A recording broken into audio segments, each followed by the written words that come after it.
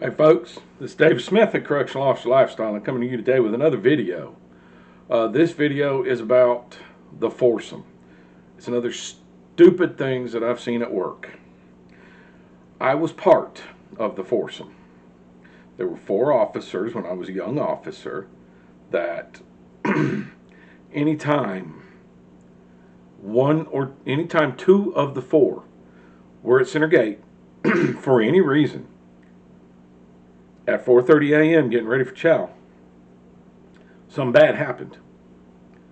One particular example that I have for that, and when it comes to the foursome, I was one of the biggest people on it, but there was one guy bigger than me. Marty. Marty was bigger than I am.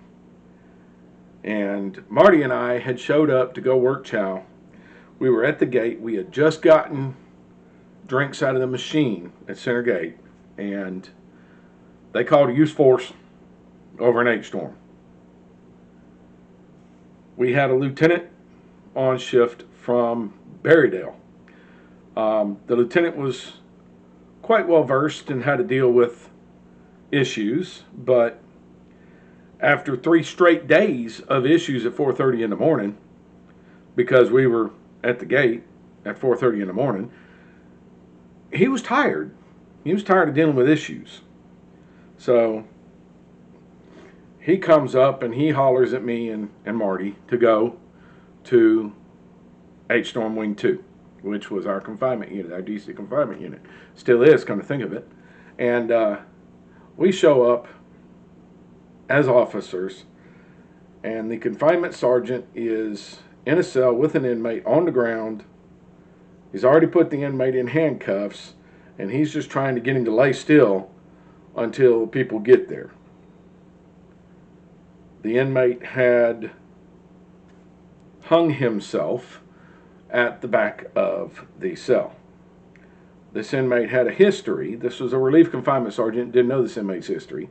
He had a history of hanging himself to tempt staff members to come in the cell with him so that he could fight. So that he could fight staff members. That was his MO. And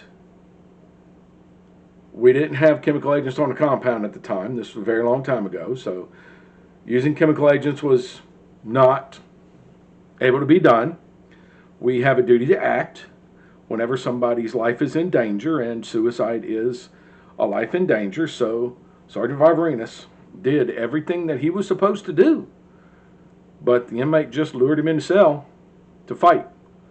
The other officer that was with him was the one that was calling for assistance to the confinement unit. And that put 2 people at the door like policy dictates. So we get there and we end up having to remove Sarge from the cell so we can get to the inmate. And Sarge's a pretty big guy himself. We get the inmate up.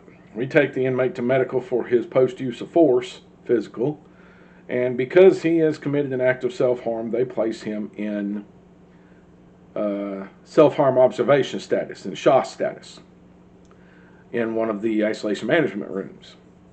While we are removing this inmate's clothing to give him a suicide shroud so that he can't further harm himself, they call for another use of force in H-Storm Wing 2. Marty looks at me, says, "I got him, go." And I pick up another person of the 4 at Center Gate, and we go back to H-Storm. And it was this inmate's boo thing that couldn't stand to be without his man, even though they weren't in the same cell. It was this inmate's boo thing hanging himself so that he could go be put in the IMR right next to his boyfriend. These are the kinds of things that you can't make up. He got what he wanted. He used suicide as a manipulation tactic to get what they want. Both of them did. One of them wanted to fight, got his wish. The other one wanted to be next to his boo thing, got his wish. Both of them used suicide as a manipulation tactic. This is an example of stupid things that I've seen at work. If you like the video, make sure you hit the like button. You want to see more, hit the subscribe button, hit the bell for notification when I post new videos, and engage with me. Let me know some dumb stuff you've seen at work. All right? As always, there's no place for domestic violence in this world. 1-800-799-SAFE. 1-800-799-7233. That is a domestic violence hotline. If you are the victim of a domestic violence situation, or you know the victim of a domestic violence situation, people at the other end of that phone call have the tools, abilities, resources, and are willing to help the victims of domestic violence. If you know the aggressor in a domestic violence situation, say something to somebody. And if the abuse is currently ongoing, call 911. Get them folks some help. All right? If you are the aggressor in a domestic violence situation, there is help for you too. First, admit that you need that help. Second, ask for it. But you got to remember, there's consequences for your actions. All right? I will see you guys in the next video. This is David Smith at Correctional Officer Lifestyle.